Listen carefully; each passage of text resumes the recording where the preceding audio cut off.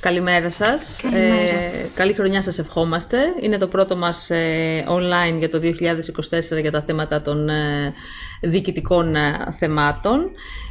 Είμαι η Άντα Ιρούτσι και δίπλα μου είναι η Δήμητρα η Φάσα, νομικός.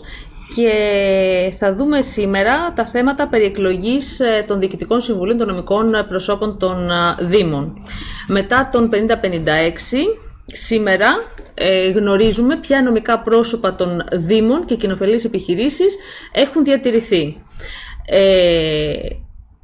Άρα ο περιορισμός των νομικών αυτών προσώπων έχει έρθει 16 νομίζω, νομικά πρόσωπα δημοσίου δικαίου και κοινοφελείς επιχειρήσεις, και για αυτά τα 16 νομικά πρόσωπα θα δούμε στη συνέχεια ποιες είναι οι διαδικασίες εκλογής των διοικητικών τους συμβουλίων.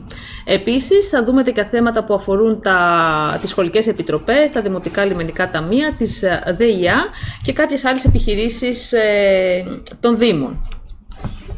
Τι αλλαγή έχει επέλθει με τον 50-56, εκτός από την κατάργηση των νομικών προσώπων όπως προείπα, ήρθε και η κατάργηση της διάταξης του 46-23 περί των 2 τρίτα περί της εκπροσώπησης της παράταξης του Δημάρχου. Άρα αυτό που ισχύει σήμερα είναι οι παλιές διατάξεις του Κώδικα Δήμων και Κοινοτήτων του 3463 του 06 και όλες οι διαδικασίες που θα αναφέρουμε θα στηριχθούν εκεί. Δεν υπάρχει πια η διάταξη του 4623 του 2019. Πριν ξεκινήσουμε την αναλυτική παρουσίαση στηριζόμενη στην εγκύκλιο 43 που βγήκε στις 16 Γενάρη του 2024 από το Υπουργείο Εσωτερικών, η οποία είναι αρκετά καθοδηγητική και επεξηγηματική, να σας υπενθυμίσω ότι έχετε το δικαίωμα μέσα από το chat να μας υποβάλλετε τα ερωτήματά σας. Ήδη έχουν έρθει 2 ερωτήματα και όσα από αυτά μπορούμε να απαντήσουμε θα τα απαντήσουμε. Σε περίπτωση που υπάρχει ασάφεια και αδυναμία κάποια ερωτήματα, έτσι να τα πούμε από εδώ, μπορείτε να μας γράψετε το τηλέφωνό σας και στην συνέχεια να κάνουμε κάποια επικοινωνία. Λοιπόν, πριν ξεκινήσουμε τις διατάξεις για την εκλογή των διοικητικών συμβουλίων, να πούμε, όπως προείπα, κάποιες γενικές επισημάνσεις. Όπως προείπα, μιλάμε πια για την εφαρμογή των διατάξεων του Κώδικα Δήμων και Κοινοτήτων, το 240 του κώδικα συγκεκριμένα. Επίσης, κατά τη διαδικασία αυτή, όπου γίνεται αναφορά για Δημαρχιακή και Οικονομική Επιτροπή, πλέον μιλάμε για την Δημοτική Επιτροπή, μετά τον 50-56, και από τα βασικά στοιχεία τα οποία πρέπει να τηρήσουμε είναι η ποσόστοση της συμμετοχής των 2 φύλων ανδρών γυναικών. Πρέπει να τηρήσουμε την παράμετρο αυτή κατά την εκλογή των μελών των Διοικητικών Συμβουλίων. Επίσης, όταν μιλάμε για αιρετούς εκπροσώπους, μιλάμε για δημοτικούς συμβούλους και δήμαρχο. Λοιπόν, πάμε να δούμε στην αρχή τα νομικά πρόσωπα δημοσίου δικαίου και τι γίνεται με την εκλογή του Διοικητικού Συμβουλίου. Για όσα νομικά πρόσωπα υφίστανται σήμερα, δηλαδή για όσα έχουν διατηρηθεί με το 50-56, αλλά και αυτά τα οποία έχουν διατηρηθεί κατά εξαίρεση, δεν ήταν στην κατάργηση, τέλος πάντων στις διατάξεις αυτές, το Διοικητικό Συμβούλιο, το υφιστάμενο, εξακολουθεί και ασκεί αρμοδιότητες μέχρι την εκλογή του νέου Διοικητικού Συμβουλίου. Δεν υπάρχει κάποια προθεσμία για την εκλογή του νέου Διοικητικού Συμβουλίου των νομικών προσώπων δημοσίου δικαίου. Ο νόμος λέει άμεσα, για την εύχρηστη διαχείριση. Άρα, το Διοικητικό Συμβουλίο αποτελείται από 5 έως και 15 μέλη, ανάλογα με την συστατική πράξη του κάθε νομικού προσώπου που ορίζει τα μέλη. Σε περίπτωση που έχουμε πάνω από 10 εργαζόμενους, υπάρχει 10-20 είναι? Ναι, πάνω από 10 εργαζόμενους, είναι υποχρεωτική και εκπροσώπηση των εργαζομένων στο Δημοτικό Συμβούλιο. Υποχρεωτικά, εάν τα μέλη είναι ως 5, ένα μέλος πρέπει να προέρχεται από την μειοψηφία, και αν είναι παραπάνω, τότε τουλάχιστον 2 μέλη θα είναι από την μειοψηφία αντίστοιχα. Όταν συμμετέχει ο δήμαρχος ως μέλος του Διοικητικού Συμβουλίου, αυτοδίκαια είναι και ο πρόεδρος του Διοικητικού Συμβουλίου. Η εκλογή των μελών της μειοψηφίας γίνεται από την παράταξη, από το σύνολο των συμβούλων της μειοψηφίας, από εκεί αναδεικνύονται οι υποψήφοι με ξεχωριστή διαδικασία. Μπορούν να συμμετέχουν και δημότες ή κάτοικοι, που είναι χρήστες των υπηρεσιών του νομικού προσώπου, και επαναλαμβάνω, παίζει σημαντικό ρόλο η συστατική πράξη του κάθε νομικού προσώπου, όπου εκεί αποτυπώνεται αναλυτικά και ο αριθμός των μελών και η σύνθεση. Σίγουρα η παράμετρος υποχρεωτική είναι εκπρόσωπος εργαζομένων πάνω από 10 και τήρηση των μελών της μειοψηφίας ανάλογα με τον αριθμό των μελών που απαρτίζουν το Διοικητικό Συμβούλιο. Αφού εκλογούν τα μέλη του Διοικητικού Συμβουλίου, τακτικά και αναπληρωματικά, έτσι, μαζί εκείνη στη συνεδρίαση, αναδεικνύουμε και τα τακτικά μαζί με το αναπληρωματικό τους μέλος, τότε θα έρθουμε και στην ίδια συνεδρίαση το Δημοτικό Συμβούλιο θα προβεί στην εκλογή Προέδρου και Αντιπροέδρου. Επαναλαμβάνω, εάν υπάρχει δήμαρχος ως μέλος του Διοικητικού Συμβουλίου, είναι αυτοδίκαια και πρόεδρος. Για νομικά πρόσωπα που είναι άνω των 100.000 κατοίκων, έχετε τη δυνατότητα να προβείτε και στην εκλογή εκτελεστικής επιτροπής, η οποία είναι τριμελής. Η απόφαση του Διοικητικού Συμβουλίου δεν υπόκειται σε έλεγχο νομιμότητας, απλά την αναρτάτε στην ιστοσελίδα του Δήμου και στη διάβια. Αυτά όσον αφορά τα νομικά πρόσωπα δημοσίου δικαίου. Πάμε να δούμε τις σχολικές επιτροπές. Οι σχολικές επιτροπές υφίστανται μέχρι 36ου, εκτός των περιπτώσεων αυτών που λέει ο νόμος, που μπορεί με αίτημα να εξαιρεθούν. Άρα λοιπόν μέχρι τις 36ου όλες οι σχολικές επιτροπές υφίστανται και θα πρέπει να λειτουργήσουν. Πρέπει και εδώ να προβούμε σε εκλογή των μελών του Διοικητικού Συμβουλίου. Οι σχολικές επιτροπές διέπονται από τις διατάξεις του 240 ως προς τη διαδικασία εκλογής, όμως εδώ θα πρέπει να λάβουμε υπόψη μας και την απόφαση 63-967 του 2019 που καθορίζει τη λειτουργία των σχολικών επιτροπών και ευρύτερα θέματα λειτουργίας. Αυτή η απόφαση μας ορίζει υποχρεωτικά ποια μέλη πρέπει να συμμετέχουν στη διοίκηση των σχολικών επιτροπών. Άρα λοιπόν πρέπει να συμμετέχουν 2 διευθυντές πρωτοβάθμιας και δευτεροβάθμιας εκπαίδευσης, μία εκ των αρχαιότερων νηπιαγωγών από τη Σχολική Επιτροπή της Πρωτοβάθμιας Εκπαίδευσης, εκπρόσωπος αντίστοιχης Ένωσης Γονέων, εάν δεν υπάρχει από το Σύλλογο Γονέων, εκπρόσωπος μαθητικών κοινοτήτων. Αυτές είναι οι υποχρεωτικές συμμετοχές. Και εδώ παίζει ρόλο η συστατική πράξη. Ακολουθούμε, και να μην σας κουράζω, τις διατάξεις που προείπαμε για τα νομικά πρόσωπα δημοσίου δικαίου, δηλαδή το άρθρο 240 του κώδικα, εάν συμμετέχει ο δήμαρχος, και εδώ πρέπει να είναι πρόεδρος. Τηρούνται ανάλογα οι διατάξεις περί υποχρεωτικής συμμετοχής της μειοψηφίας. Αυτός ο κανόνας δεν παραβλέπεται. Απλά πρέπει να λάβουμε υπόψη μας τους διευθυντές και τους εκπροσώπους γονέων και μαθητών που θα πρέπει να απαρτίζουν την διοίκηση των σχολικών επιτροπών. Να δώσω το λόγο στη Δήμητρα να δούμε τα δημοτικά λιμενικά ταμεία και να περάσουμε και στις επιχειρήσεις. Προχωρούμε λοιπόν με τα δημοτικά λιμενικά ταμεία.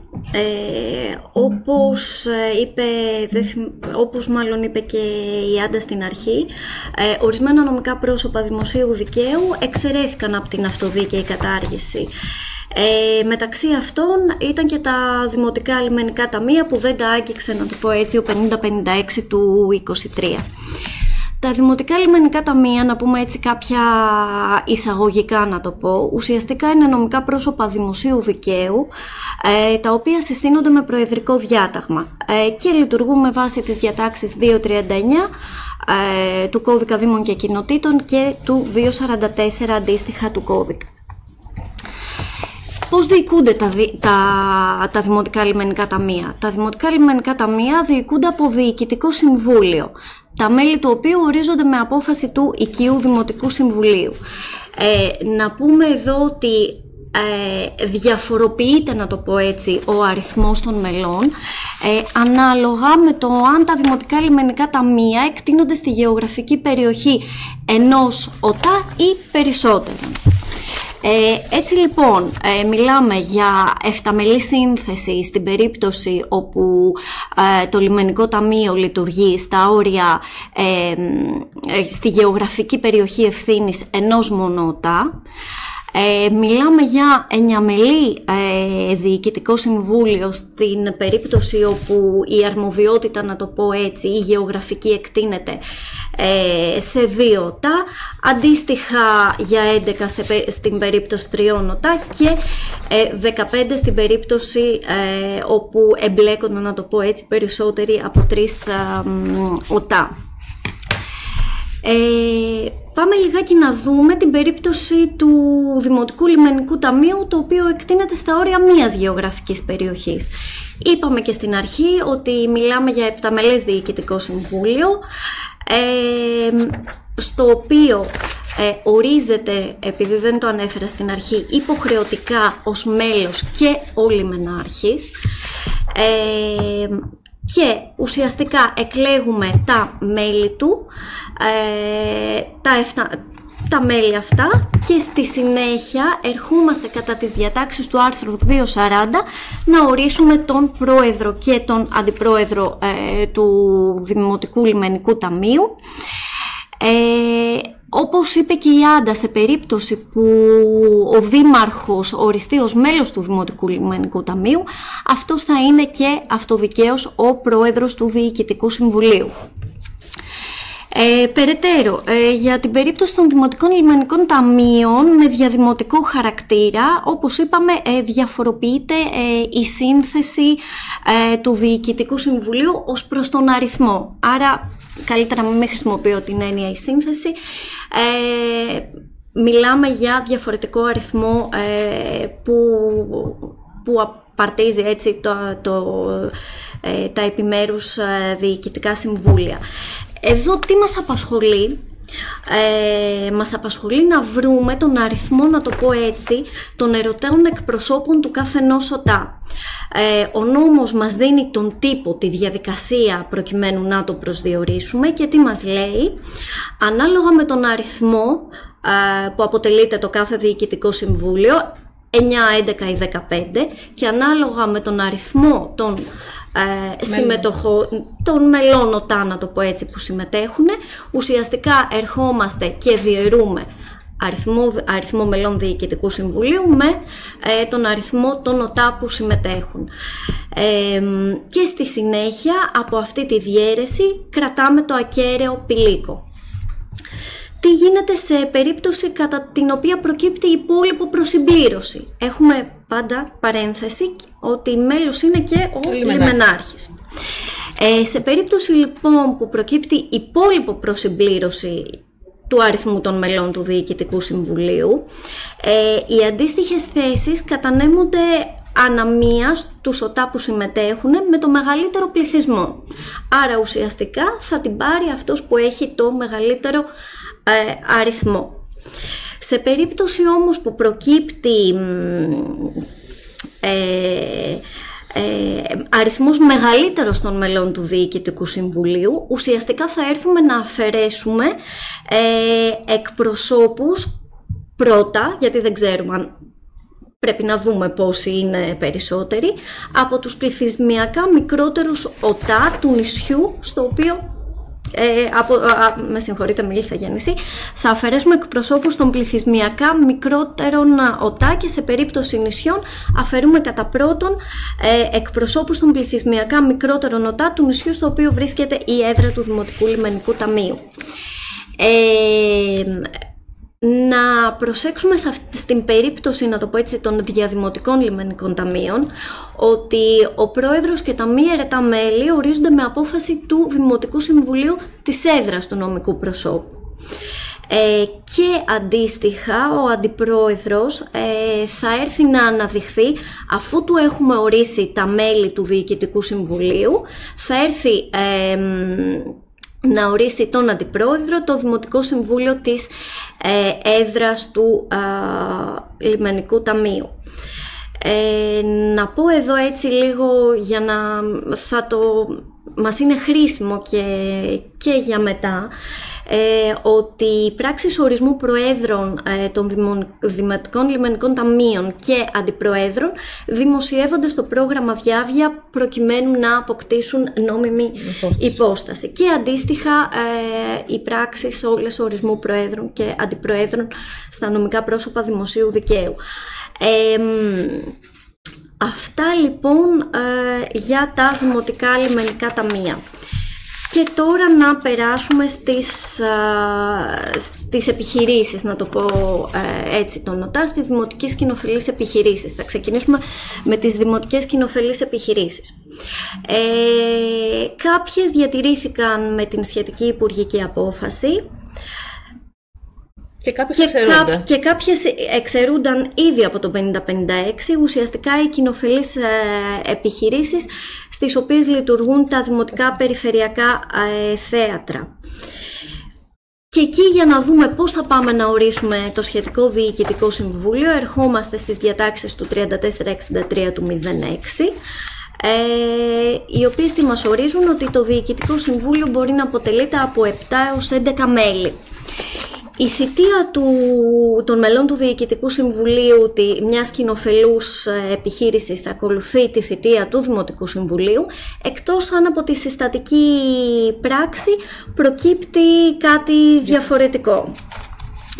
Τα μέλη λοιπόν... Απλά να πούμε ότι μόνο στις δημοτικές επιχειρήσεις γίνεται αναφορά ότι θα πρέπει να γίνει εκλογή του νέου Διοικητικού Συμβουλίου εντός 3 μηνών από την εγκατάσταση του νέου Δημοτικού Συμβουλίου.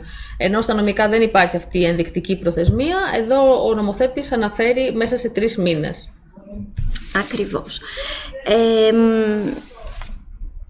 Να δούμε λιγάκι έτσι τη σύνθεση. Τι μας λέει ο νόμος? Ο νόμος μας λέει ότι τουλάχιστον 3 αιρετοί εκπρόσωποι θα πρέπει να οριστούν ως μέλη του Διοικητικού Συμβουλίου μιας κοινοφελούς. Τουλάχιστον 3 αιρετοί εκπρόσωποι. Και ένας από αυτούς προέρχεται από τη μειοψηφία. Ένα ακόμα μέλος είναι εκπρόσωπος των εργαζομένων, εφόσον στην επιχείρηση απασχολούνται πάνω από 20 εργαζόμενοι, ο οποίος υποδεικνύεται από την Γενική Συνέλευση των Εργαζομένων, ένας εκπρόσωπος κοινωνικού φορέα και τα υπόλοιπα μέλη μπορεί να είναι δημότες ή κάτοικοι που έχουν, λέει ο νόμος, πείρα ή γνώσεις σχετικές με το αντικείμενο της επιχείρησης. Να πούμε ότι και στην περίπτωση των δημοτικών κοινοφελών επιχειρήσεων, ο πρόεδρος και ο αντιπρόεδρος ορίζονται από το Δημοτικό Συμβούλιο. Άρα το Δημοτικό Συμβούλιο ορίζει από τα μέλη του Διοικητικού Συμβουλίου που έχουν προκύψει τον πρόεδρο και τον αντιπρόεδρο. Σε αντιστοιχεία, να το πω έτσι, όσων συμβαίνουν γενικά στα νομικά πρόσωπα δημοσίου δικαίου. Πάμε λιγάκι να δούμε και μία ακόμα κατηγορία επιχείρηση ΟΤΑ ειδικού σκοπού, που είναι η ΔΕΙΑ. Η ΔΕΙΑ, να πούμε, είναι ως δημοτική επιχείρηση ειδικού σκοπού, διέπεται καταρχήν από το νομοθετικό πλαίσιο που διέπει της ΔΕΙΑ, δηλαδή το νόμο 1069 του 80, και συμπληρωματικά ή αναλογικά εφαρμόζονται οι διατάξεις του κώδικα Δήμων και Κοινοτήτων για τις δημοτικές κοινοφελείς επιχειρήσεις. Πάμε λιγάκι να δούμε τη σύνθεση, πώς διοικούνται οι ΔΕΙΑ. Οι ΔΕΙΑ διοικούνται από Διοικητικό Συμβούλιο, το οποίο, όπως είπε και η Άντα, θα πρέπει να συγκροτηθεί μέσα σε 3 μήνες από τη συγκρότηση του νέου Δημοτικού Συμβουλίου. Υπάρχουν ΔΕΙΑ που συνίστανται από ένα Δήμο και αντίστοιχα ΔΕΙΑ που συμμετέχουν περισσότεροι του ενός Δήμου. Η ΔΕΙΑ που συνίσταται από ένα Δήμο διοικείται από 11 μέλες Διοικητικό Συμβούλιο, το οποίο ορίζεται από το Δημοτικό Συμβούλιο μαζί με τους αναπληρωτές και αποτελείται από το Δήμαρχο, 6 αιρετούς εκπροσώπους, εκ των οποίων οι 2 προέρχονται από την μειοψηφία, και 4 ακόμη εκπροσώπους, οι οποίοι θα δούμε πιο κάτω ποιοι μπορεί να είναι. Στις ΔΕΙΑ που συμμετέχουν περισσότεροι δήμοι, ουσιαστικά ο αριθμός των μελών του Διοικητικού Συμβουλίου έρχεται και προσαυξάνεται κατά 3 μέλη για κάθε συμμετέχοντα ΟΤΑ, εκτός από τον Δήμο της έδρας. Τα 3 αυτά επιπλέον αιρετά μέλη, τα 3 αυτά επιπλέον μέλη, είναι αιρετοί εκπρόσωποι του κάθε Δήμου. Αυτά ως προς την προσάυξηση. Εκτός λοιπόν, πάμε να δούμε, όπως είπαμε πριν, εκτός από τους αιρετούς εκπροσώπους, ποια από αυτά τα 4 μέλη που είπαμε, 4 ακόμα εκπρόσωποι, έρχονται να συνθέσουν το Διοικητικό Συμβούλιο ΔΕΙΑ. Αυτή είναι ένας εκπρόσωπος των εργαζομένων στην επιχείρηση, που τον αναδεικνύει, να το πω έτσι, η αντιπροσωπευτική συνδικαλιστική οργάνωση των εργαζομένων, και εφόσον δεν υπάρχει, θα έρθει το σύνολο των εργαζομένων της επιχείρησης να υποδείξει ποιος θα είναι αυτός ο εκπρόσωπος των εργαζομένων, αφού προηγουμένως ο πρόεδρος του Διοικητικού Συμβουλίου τους έχει συγκαλέσει σε γενική συνέλευση. Ένα ακόμα μέλος είναι εκπρόσωπος κοινωνικού ή περιβαλλοντικού φορέα της περιοχής, κάτοχος, λέει ο νόμος, πτυχίου ΑΗ ή μεδαπής ή ισότιμου τίτλου της αλλοδαπής, με αποδεδειγμένη εμπειρία ή γνώσεις συναφή στο αντικείμενο της επιχείρησης. Και 2 δημότες ή κάτοικοι. Πάμε λιγάκι να δούμε σε τι διαφοροποιείται η ΔΕΙΑ σε σχέση με τα υπόλοιπα, να το πω έτσι, νομικά πρόσωπα. Ο ορισμός προέδρου στις ΔΕΙΑ, για τις ΔΕΙΑ, πρόεδρος είναι ο δήμαρχος. Σε περίπτωση που ο δήμαρχος αποφασίσει ότι δεν θέλει να είναι δήμαρχος, με απόφασή να είναι πρόεδρος, με συγχωρείτε, να είναι πρόεδρος, με απόφασή του θα ορίσει κάποιον άλλο δημοτικό σύμβουλο ως πρόεδρος. Αυτά μιλάμε για τις ΔΕΙΑ που έχουν να κάνουν με ένα δήμο. Ενώ πρόεδρος του Διοικητικού Συμβουλίου διαδημοτικής ΔΕΙΑ είναι ο δήμαρχος της έδρας της επιχείρησης ή αντίστοιχα ο δημοτικός σύμβουλος που θα οριστεί από αυτόν. Σε κάθε περίπτωση, εφόσον ο δήμαρχος ορίσει ως πρόεδρο της επιχείρησης άλλον σύμβουλο, δεν κολλείεται να συμμετέχει στο Διοικητικό Συμβούλιο ως αιρετός εκπρόσωπος. Πάμε λιγάκι να δούμε τι γίνεται με τον ορισμό αντιπροέδρου των ΔΕΙΑ. Για τις ΔΕΙΑ που αποτελούνται από ένα δήμο, στην πρώτη συνεδρίαση του Διοικητικού Συμβουλίου της και κατόπιν ψηφοφορίας μεταξύ των μελών, αναδεικνύεται ο αντιπρόεδρος του Διοικητικού Συμβουλίου. Σε περίπτωση που υπάρξει ισοψηφία, ο νόμος αναφέρει ότι υπερισχύει η ψήφος του Προέδρου. Για τις ΔΕΙΑ τώρα που έχουν διαδημοτικό χαρακτήρα, αντιπρόεδρος του Διοικητικού Συμβουλίου είναι ο δήμαρχος του μεγαλύτερου σε πληθυσμό δήμου της επιχείρησης, εκτός του δήμου της έδρας, ή ο σύμβουλος που και πάλι εδώ έχει τη δυνατότητα να ορίσει σύμβουλο για αντιπρόεδρο. Σε αυτή όμως την περίπτωση ο δήμαρχος δεν θα μπορέσει να είναι απλό μέλος του Διοικητικού Συμβουλίου. Και από όλα αυτά καταλαβαίνουμε ότι στην περίπτωση, το ξαναλέω, των διαδημοτικών, να το πω έτσι, ΔΕΙΑ, ο μεγαλύτερος σε πληθυσμό δήμος της επιχείρησης, εκτός του δήμου της έδρας, ουσιαστικά συμμετέχει με 4 αιρετούς εκπροσώπους. Σε σχέση τώρα με τη θητεία του Διοικητικού Συμβουλίου, η θητεία του Διοικητικού Συμβουλίου των ΔΕΙΑ ακολουθεί κατά περίπτωση τη θητεία του Δημοτικού Συμβουλίου και λύγει το αργότερο μέσα σε 3 μήνες από τη συγκρότηση του νέου Διοικητικού Συμβουλίου. Αυτά και ως προς τις ΔΕΙΑ, και πάμε λιγάκι έτσι να δούμε και τις δημοτικές ανώνυμες εταιρείες, ουσιαστικά τις ανώνυμες εταιρείες του 266, τις μονομετοχικές. Υπάρχει σχετική πρόβλεψη ότι οι αιρετοί εκπρόσωποι του Δήμου δεν μπορούν να ξεπερνούν το 1/3 του συνολικού αριθμού των μελών του Διοικητικού Συμβουλίου, και ένας εξ αυτών προέρχεται από τις παρατάξεις της μειοψηφίας.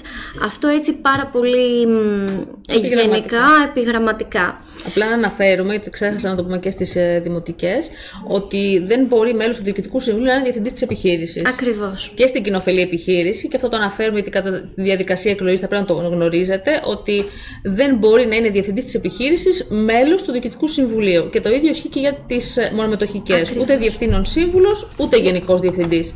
Ακριβώς.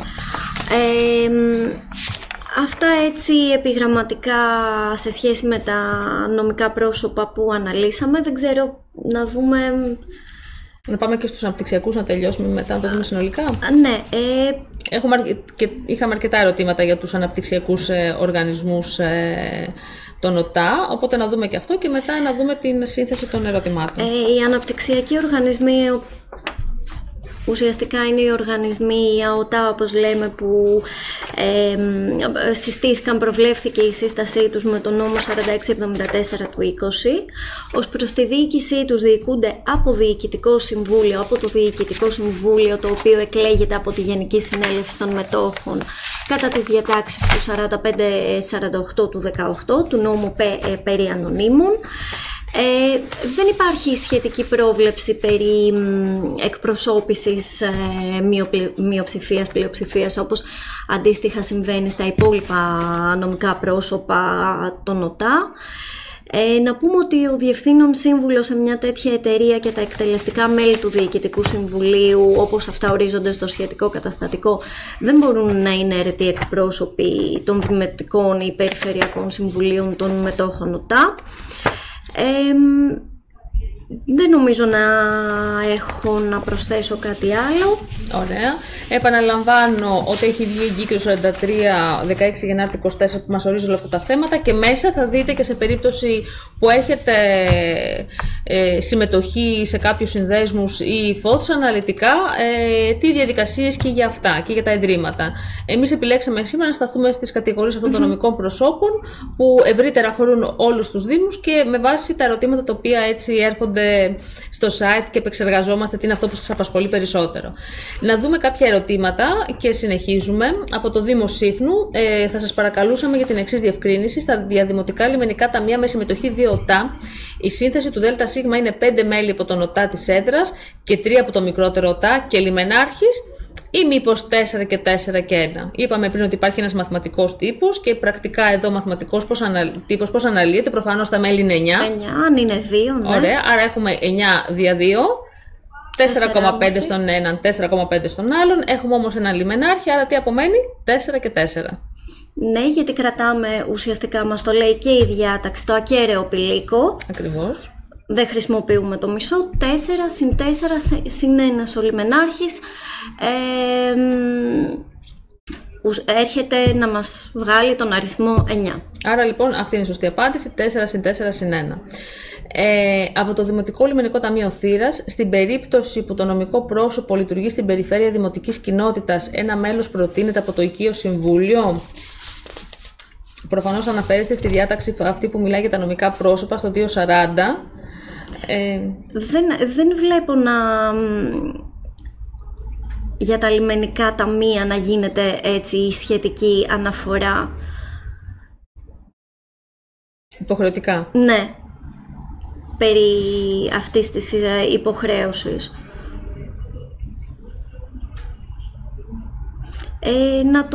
Να το κοιτάξουμε κιόλας, αλλά να δούμε δηλαδή κατά πόσο έτσι συμπληρωματικά θα μπορούσαμε να ανατρέξουμε στο 240, όχι συμπληρωματικά, αν θα πρέπει να ανατρέξουμε στο 240, προκειμένου να δούμε αν έχει έτσι εφαρμογή η πρόβλεψη που υπάρχει γενικότερα για τα νομικά πρόσωπα, αν θα πρέπει να οριστεί από εκεί ένας πώς το λέει, ένας σύμβουλος. Ή πρόεδρος Δημοτικής Κοινότητας αντίστοιχα. Ακριβώς. Προφανώς και το Λιμενικό Ταμείο Χανίων ρωτάει το ίδιο πράγμα, ακριβώς, οπότε θα το ξαναδούμε και θα επικοινωνήσουμε μαζί. Και σε τηλεφωνική επικοινωνία θα το επιλύσουμε. Αυτά όσον αφορά τα νομικά πρόσωπα και τις διαδικασίες.